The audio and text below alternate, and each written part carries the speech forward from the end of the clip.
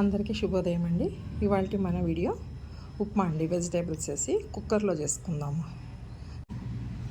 దీనికి కావాల్సిన ఐటమ్స్ అండి: టమోటా, ఆనియన్, పచ్చిమిర్చి, పల్లీలు, క్యారెట్, బీన్స్, జీడిపప్పు, కంది విత్తనాలండి. నా దగ్గర బఠానీ లేదు, అందుకు కంది విత్తనాలు వేసుకుంటున్నాను.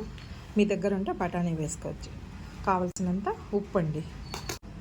నెయ్యి వేసుకొని చేసుకోవచ్చు. నేను నూనె వేసుకొనే చేసుకుంటున్నానండి. అదండి, కుక్కర్ మూత పెట్టేస్తాను.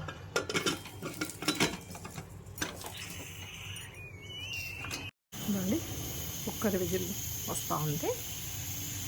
2 విజిల్స్ చాలండి. ఉప్మా రెడీ అయిందండి. కుక్కర్ మూత తీసి చూస్తున్నాం ఒకసారి.